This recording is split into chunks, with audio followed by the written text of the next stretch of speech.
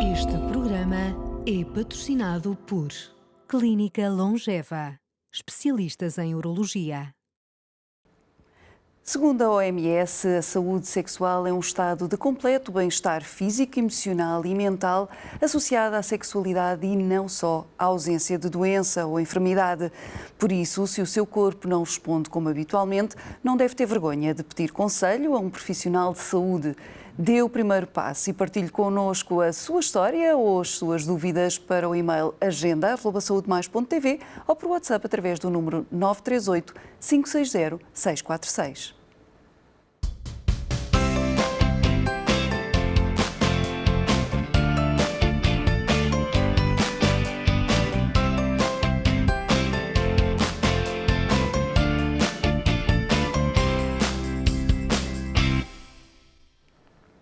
As disfunções sexuais podem ter um grande impacto na vida dos homens e a vergonha pode levar a não procurarem ajuda.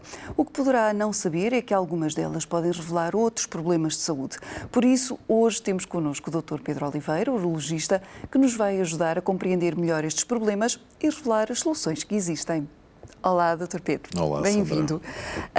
Precisamente o que é que pode ser considerado disfunção sexual masculina? Nós, do que são consideradas disfunções sexuais, temos essencialmente três tipos, que é a disfunção erétil, que é mais frequente e de que mais se fala, os transtornos da ejaculação e a diminuição ou perda de libido. A disfunção erétil é definida como a incapacidade de ter ou manter uma ereção satisfatória ou eficaz o suficiente para manter uma relação sexual satisfatória. Os transtornos da ejaculação podem ser múltiplos, desde a ejaculação prematura, ejaculação retardada, ejaculação retrógrada, anejaculação, etc. Já a diminuição ou a perda da libido, que, tal como o nome diz, caracteriza-se pela diminuição ou perda de vontade de ter atividade sexual e está comumente associada também à diminuição dos pensamentos eróticos. Estes são os três grupos de disfunções sexuais que nós temos. E quando é que se podem considerar um problema e não uma situação pontual? O problema é sempre quando interfere com a qualidade de vida do indivíduo, porque se o indivíduo vive bem com isso, nunca vai procurar ajuda. E não considera isso como uma patologia.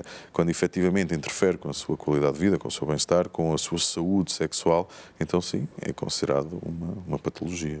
E quais as causas habituais destas situações? As causas podem ser múltiplas, logicamente em função da disfunção sexual que estamos a falar. Aquela que é mais bem estudada é a disfunção erétil e essencialmente os doentes são rotulados em três grandes grupos, que são as causas orgânicas ou físicas, quando efetivamente existe uma patologia de base que justifica esta disfunção erétil, as psicogénicas ou as mistas.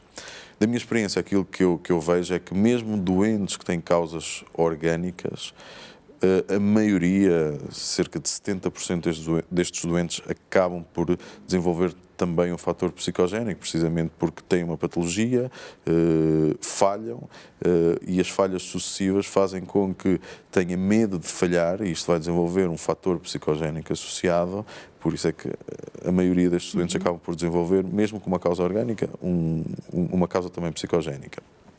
As causas podem ser múltiplas, como eu disse, desde vasculogénicas, por alteração da vascularização das estruturas, neurogénicas, por alterações das estruturas que inervam, dos nervos que inervam as estruturas associadas à ereção, neste caso o pênis, e depois múltiplas como fármacos hormonais, traumáticas, alterações anatómicas, etc. Relativamente às alterações da ejaculação ou a perda de líbido, aqui é mais importante ou mais frequente um fator psicogénico associado, nas primeiras porque existe uma pressão de performance e vai acontecer que muitas vezes o homem, ao estar pressionado para ter uma boa performance, acaba por ejacular rápido. no caso das perdas da libido, geralmente existe um grande fator emocional associado. No entanto, tanto uma como a outra podem ter causas orgânicas de base que justifiquem estas patologias. E como é que é feito habitualmente o diagnóstico? O diagnóstico das disfunções sexuais é não só, mas fundamentalmente clínico, ou seja, nós temos que colher uma história completa do doente e é fundamental mesmo a entrevista inicial que nós fazemos ao doente, não só numa história clínica base em que nós interrogamos os antecedentes patológicos, pessoais, as doenças que coexistam, os fármacos que fazem, mas é muito importante também o envolvimento do entorno socioprofissional. E muitas vezes fica esquecido a própria orientação sexual do doente, que muitas vezes até o doente não tem isso ainda bem definido e quando esmiuçamos a história percebemos que até pode não existir nenhuma causa orgânica para as queixas. Efetivamente, o que existe aqui é uma causa psicogénica, porque o doente não está bem definido. Depois existem testes mais específicos, no caso, por exemplo, da disfunção erétil, que se temos um doente já de meia idade com alguns fatores de risco cardiovasculares, devemos sempre estudar também, fazer um perfil lipídico, glicémico, desejamentos hormonais, para tentar encontrar alguma causa que efetivamente justifique. E o estado emocional do doente também é muito importante, porque a parte emocional tem um grande impacto na performance sexual. Vamos então às perguntas. Sim, claro. Dos nossos espectadores. Começamos com o Gustavo Tavares, de 43 anos, de Sintra. Estou numa relação que dura há alguns anos. Quando estou mais estressado no trabalho, sinto que não estou 100% com a minha namorada. Ela acusa-me de perder o interesse nela, o que me deixa ainda mais estressado. O que devo fazer? É uma situação frequente e neste caso o próprio doente até identifica que as situações de maior stress acabam por prejudicar a sua performance sexual. Aqui é importante perceber e existem algumas ferramentas, algumas estratégias que nós usamos para perceber se efetivamente estamos diante de um caso puramente psicogénico ou se pode existir alguma causa orgânica de base.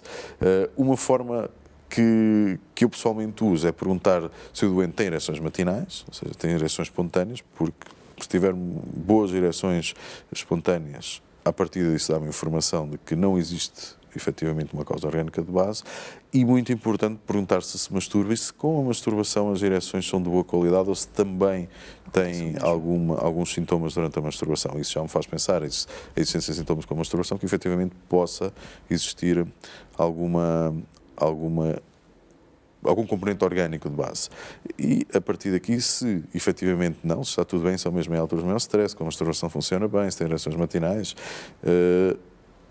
será mais uma causa psicogénica que, acima de tudo, tranquilizar o doente e, eventualmente, a psicoterapia sexual. Se efetivamente existe alguma alteração nas ereções matinais ou na masturbação, então isso já obriga a uma avaliação mais completa e perceber se efetivamente existe ou não e a partir daí então fazer intervenções terapêuticas.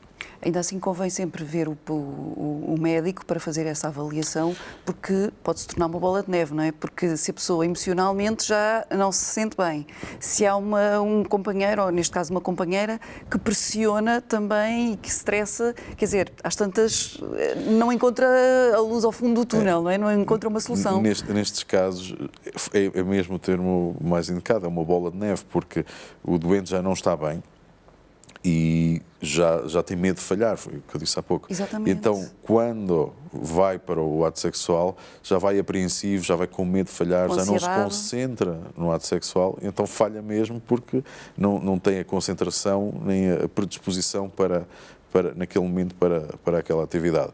E acaba por estar condenado ao fracasso. Isto só vai aumentar ou acentuar os sintomas. Quando tem uma companheira que ainda por cima pressiona, até muitas vezes as companheiras o que acham é que existe uma traição por trás, porque só vai agravar a sintomatologia. Por isso, nestes casos, sim, é um caso que aconselho a procurar ajuda médica, precisamente para tentarmos isolar as causas e otimizar da melhor forma. Há pouco falava também da ejaculação precoce. Pode acontecer em qualquer idade? a ejaculação prematura pode acontecer em qualquer idade. Aliás, ao contrário da disfunção erétil, que existe uma relação com a idade, né? Quanto maior a idade, maior a incidência da disfunção erétil, com a ejaculação prematura não existe qualquer relação, acontece a qualquer idade. E até se pensa, porque os dados reportados não são... são fidedignos, mas sabemos que não em quantidade suficiente, é subreportada, por assim dizer. Muito provavelmente é a disfunção sexual mais frequente que existe, a ejaculação prematura. Nestes casos, nós devemos sempre... A ejaculação prematura tem uma definição própria, né, que é a incapacidade de adiar a ejaculação em todas ou quase todas as relações sexuais, e essencialmente isto é importante, quando nós classificar como primária ou adquirida, ou seja, a primária é o doente que desde o início da atividade sexual sofreu de uma ejaculação prematura. A adquirida é um doente que no passado estava bem e a partir de um determinado momento então começou a ter estas queixas de ejaculação prematura. Tem definições diferentes e abordagens terapêuticas diferentes. Precisamente sobre isso, que terapêuticas é que podem existir como solução? Nós quando... Ou seja, existe uma terapêutica base, que são aquilo que nós chamamos as medidas comportamentais, que são atos, atitudes, comportamentos durante a atividade sexual que podem permitir ou ajudar a atrasar a ejaculação, que são evitar os preliminares, porque isso vai criar uma grande excitação e acelerar muito mais a ejaculação, o para-arranca, em que o doente, quando nota que a ejaculação está iminente, para, descansa e volta, o apertar a glande, ou então, nos doentes que não têm disfunção erétil associada, isto é possível, o ejacular, porque a ejaculação provoca uma certa dessensibilização da glande e quando vão na segunda tentativa, então, com esta dessensibilização já conseguem ganhar algum tempo. Isto são medidas de base comportamentais para os dois grupos de doentes, os primários e os adquiridos. Depois, nos primários, quando é uma primária, nós devemos iniciar logo terapia farmacológica de entrada. Já na adquirida é só quando os tratamentos comportamentais falham. Estas terapias são, essencialmente, só temos 2 fármacos aprovados, que é o daparoxetina, que é um fármaco oral que se toma, que é um inibidor da recaptação de serotonina, faz parte do espectro dos antidepressivos. No entanto, é um fármaco aprovado para isto, porque alguns estudos mostram que estes doentes podem ter níveis baixos de serotonina e isto ser a causa desta hipersensibilidade, e ao aumentar os níveis de serotonina, que é o que fazem estes fármacos, podem ganhar ali algum tempo. Nos adquiridos, primeiro medidas comportamentais, então se estas falham, farmacologia. Outro fármaco que existe são aplicações tópicas de anestésicos que provocam uma dessensibilização da glândula e por isso, ao ter menos sensibilidade, atrasa a ejaculação. Vamos então a mais uma questão, Sim. desta vez do Diamantino Guedes, de 62 anos, de Abrantes. A impotência é algo que devemos esperar com a idade. A partir de quando podemos tomar comprimidos? A impotência ou disfunção erétil efetivamente tem uma relação com a idade. Os nossos mecanismos vão se degradando, por isso quanto mais velho, maior a probabilidade de vir a sofrer de disfunção erétil. Existe mesmo uma relação com a idade. O início da terapia farmacológica está indicado quando é necessário, ou seja, em função dos sintomas, porque o normal é que o doente possa referir que vai tendo alguma perda de rigidez, mas não consegue ter uma atividade penetrativa espontânea. A partir do momento que isso não acontece, então deve iniciar a terapia farmacológica e, muito provavelmente, com o evoluir da doença, inicialmente começa com uma dose mais baixa, depois mais tarde terá que ir aumentando as doses, mas a indicação para a terapia farmacológica é segundo necessidade. E nestas situações nunca se devem automedicar, devem sempre seguir as recomendações de um médico. Nunca se devem automedicar, até porque, primeiro, porque os doentes devem ser estudados, muitas vezes estes fármacos têm contraindicações absolutas, interagem com outros fármacos que se tomam, Por isso, antes de nós, médicos, prescrevermos esses fármacos, devemos fazer uma avaliação específica do doente para perceber se o doente é candidato a fazer estes fármacos e se tolera estes fármacos. Por isso, em nenhuma circunstância, o doente se deve automedicar. Muitas vezes as pessoas, porque vivemos numa aldeia global, e vão à internet até a sites cujos medicamentos não são certificados a nível europeu. Quais são as consequências de adquirirem este tipo de medicamentos? Acima de tudo é porque nós não sabemos o que é que estão a adquirir. São fármacos que efetivamente não passaram pelo crivo das agências do medicamento. Não sabemos o nível de segurança e eficácia destes fármacos e muitas vezes estes fármacos têm doses muito superiores de princípio ativo comparativamente aos fármacos aprovados. Claro que isto acaba por estimular os doentes porque vão ter uma resposta muito melhor, mas claro, estamos a falar de doses não seguras que podem ter consequências devastadoras para os doentes, por isso nunca se deve fazer fármacos que não são certificados e evitar a automedicação. E que consequências é que podem ser essas? Os fármacos, acima de tudo, têm um grande componente hipotensor. E doentes que já têm alguma patologia cardíaca podem efetivamente ver a sua pressão arterial baixar muito e por isso é que muitas vezes estes doentes, há muitas histórias conhecidas dos doentes que têm síncopes ou infartos agudos do miocárdio durante a atividade sexual, até porque estes fármacos estão completamente contraindicados em doentes que tomam nitratos, que são comprimidos sublinguais para a angina de peito. E ao estarmos a dar doses muito superiores, a segurança do fármaco não é possível controlar. A disfunção erétil pode ser um sinal de outros problemas que a pessoa já tenha? Nós hoje sabemos que sim, que a disfunção erétil é um marcador do risco cardiovascular. Em doentes de meia idade, que já têm outros fatores de risco, como a hipertensão, a diabetes, níveis elevados de colesterol, aqui a disfunção erétil, sim, é também um marcador de risco cardiovascular.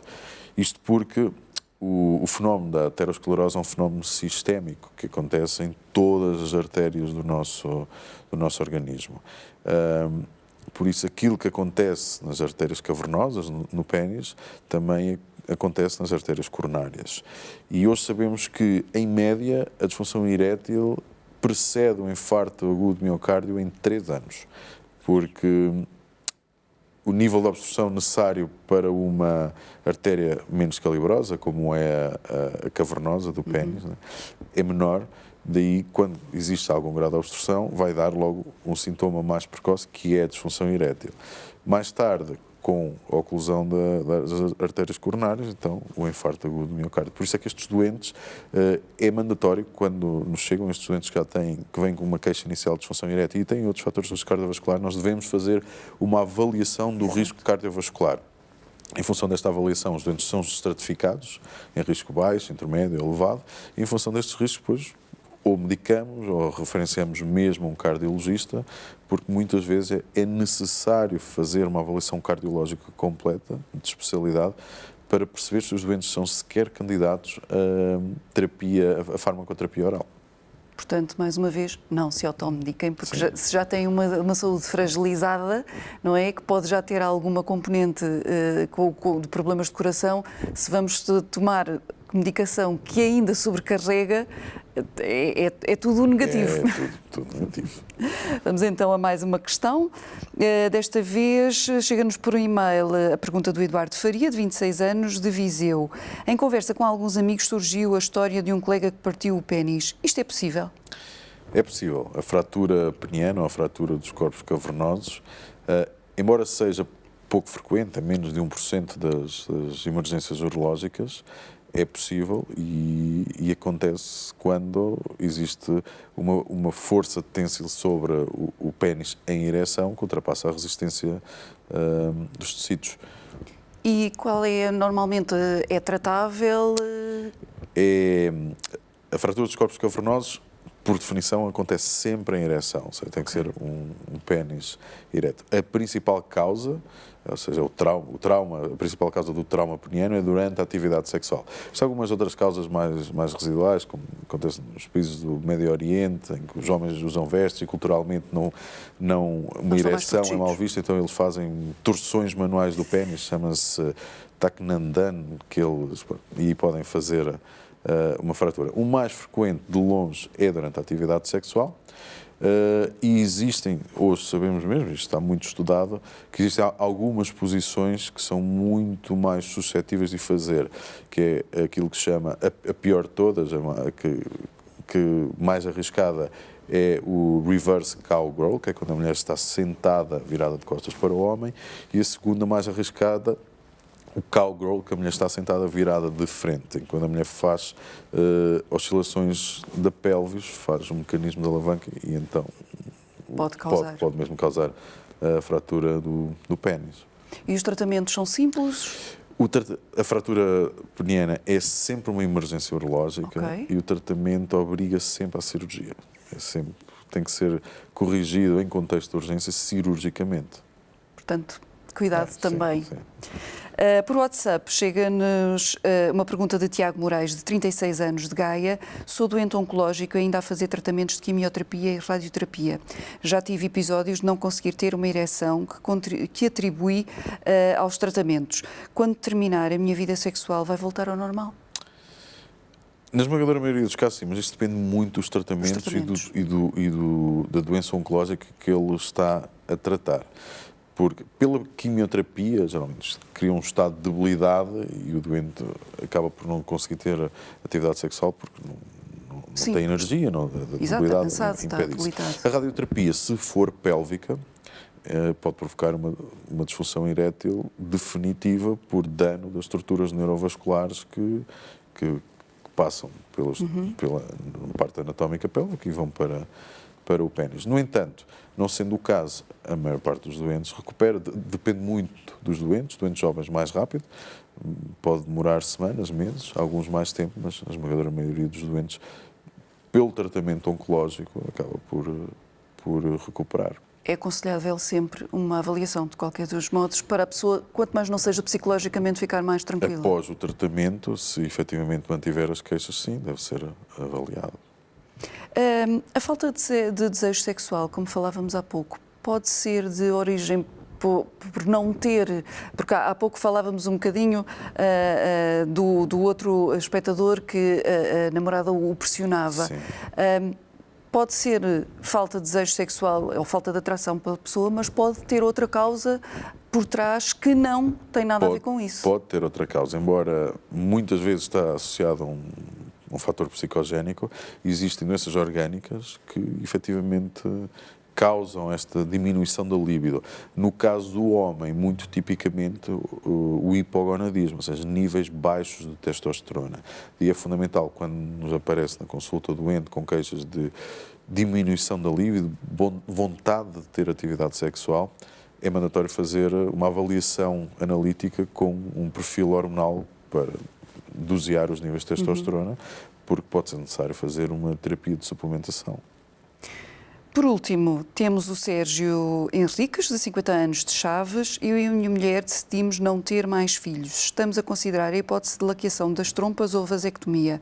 No entanto, em relação a esta segunda hipótese, tenho alguns receios. Posso ficar impotente? Não. A vasectomia é um procedimento cirúrgico muito simples, muito rápido e muito seguro. Aliás, nos métodos contraceptivos definitivos, que temos dois, não é? A ligação de trompas ou a vasectomia, claramente, a nível de eficácia são semelhantes, mas claramente as complicações de uma vasectomia são muito inferiores, é um procedimento muito melhor tolerado. É uma cirurgia muito rápida, com uma pequena incisão a nível do escroto, em que através dessa incisão fazemos a ligação dos dois ductos de frente, os doentes têm uma recuperação muito rápida. Não interfere nem com a parte sexual, a parte erétil, nem até com a produção de espermatozoides. Ou seja, isso fica intacto. Simplesmente, ao laquearmos ductos de frente, os espermatozoides não têm por onde Exato, sair. não serem a via assim, normal. Exatamente. É assim a forma da contracepção. Mas é muito seguro. E é reversível?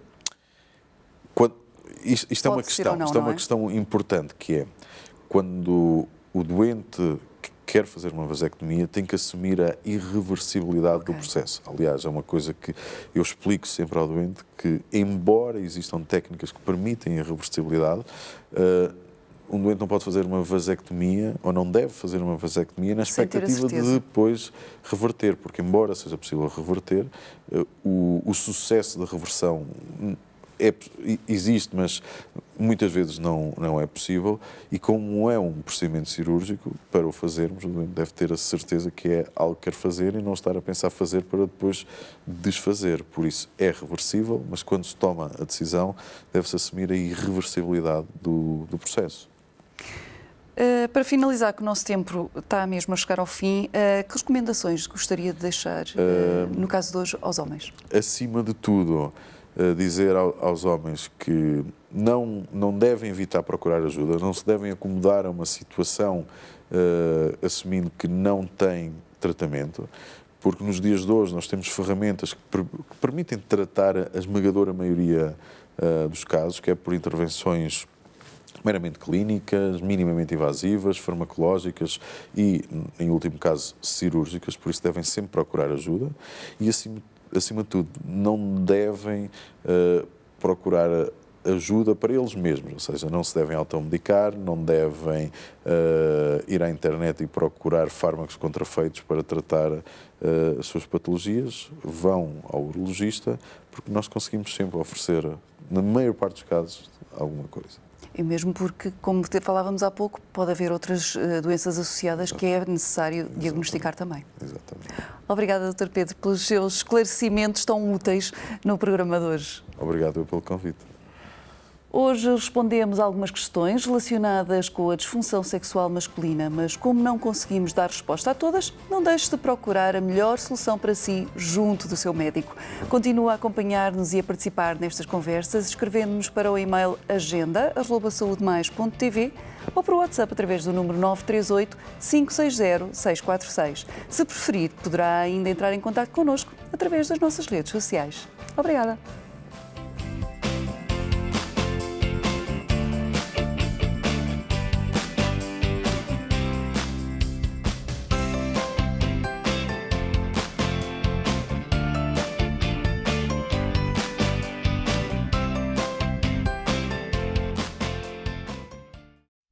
Este programa foi patrocinado por Clínica Longeva, especialistas em urologia.